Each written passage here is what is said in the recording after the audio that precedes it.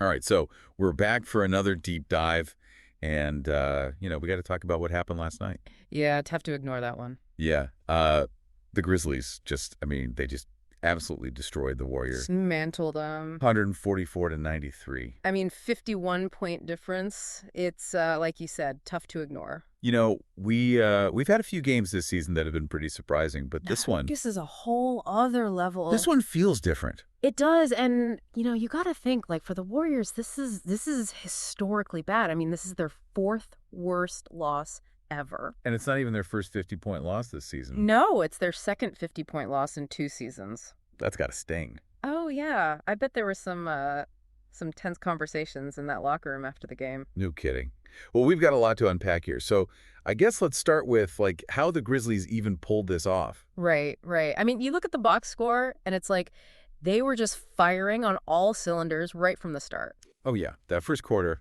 They were up by what, 22 points by the end of it? 22 points, and they never really let up, It was like they couldn't miss. especially from three-point range. 27 three-pointers. Yeah, That's insane. It's a franchise record for them. Okay, but how do you hit that many threes in a single game? Well, part of it's got to be just like incredible shooting, right? Like they were hot. But you also got to look at the Warriors' defense. Yeah, that's true. The Warriors, they're usually known for their defense. Right, and that's the thing. It wasn't just that the Grizzlies were hitting everything. It was that the Warriors weren't even contesting a lot of those shots. So, are we saying that the Warriors just gave up? No, I wouldn't say gave up, but there were definitely some lapses, maybe some miscommunication, some missed assignments, whatever it was. The Grizzlies were able to exploit it. Yeah, they definitely took advantage of it. And speaking of taking advantage, we got to talk about Santi Aldama. Oh yeah, he was huge. 21 points, 14 rebounds. Eighth double-double of the season. Just to clarify, for anyone who maybe doesn't live and breathe basketball stats, a double-double means you have double-digit numbers in two different categories.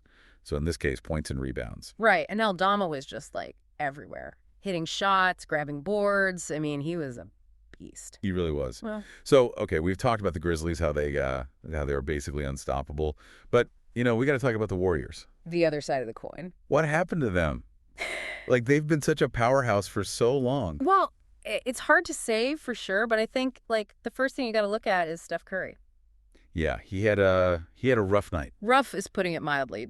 2 points, both from free throws, and missed all 7 of his field goal attempts. including 6 three-pointers. He's Steph Curry. He's supposed to be the three-point king. I know, it was almost painful to watch. And to put this in perspective, this is the first time in his entire career that he hasn't made a single field goal in a game where he played at least 12 minutes. Yeah, everyone has an off night, right? But Yeah. still, coming from Steph Curry, that's... Yeah, that's pretty unheard of. Yeah. And it wasn't just Curry. Draymond Green didn't score at all either. 0 points in 19 minutes. And at this, his plus-minus was -42. -32. -42, meaning while he was on the court, the Warriors were outscored by 42 points. Ouch. Which, by the way, is an NBA record for the worst plus-minus with no points, rebounds, or assists in under 20 minutes. So, yeah, historically bad performance. Oh, man. So, what's the takeaway here? Was this just a fluke?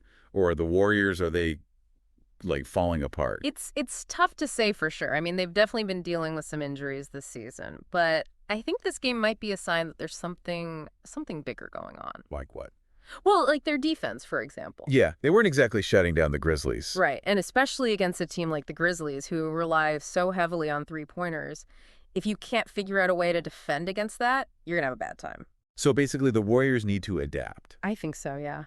They need to figure out how to adjust their strategy, especially against these teams that are, built around three-point shooting. All right, well, so how did the Warriors, what was their reaction to this pretty massive loss? Well, Steph Curry, he didn't mince words. He called it embarrassing.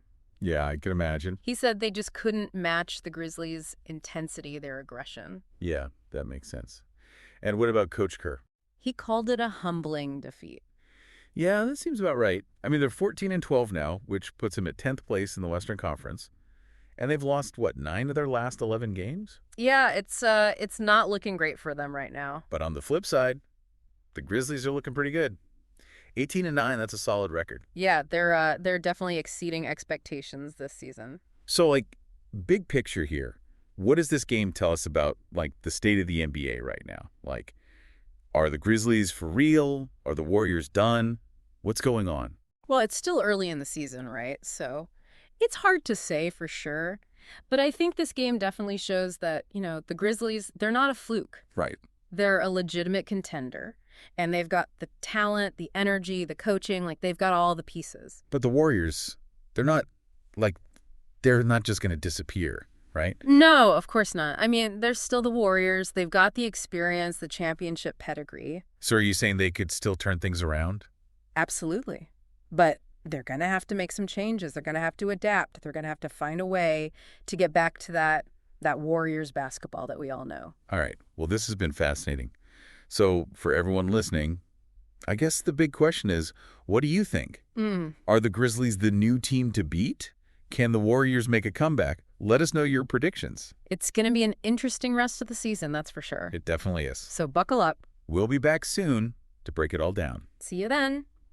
All right. Thanks for listening. Take care. Today is your lucky day. Today is the day that our $3 website works for you, paying you directly to your PayPal daily. Imagine $3 ongoing continuous payments to your PayPal account. Imagine falling asleep and waking up to $300 in your PayPal account. How would this make you feel? How could this help you? What bills could you pay? What kind of fun could you have? What does that retirement look like now? All for a one-time payment of $3. This website is DFY done for you, fully built and completely hosted, and never stops collecting payments for you. You have spent $3 on coffee on a regular, but that coffee won't help you create multiple streams of income. Click the link below.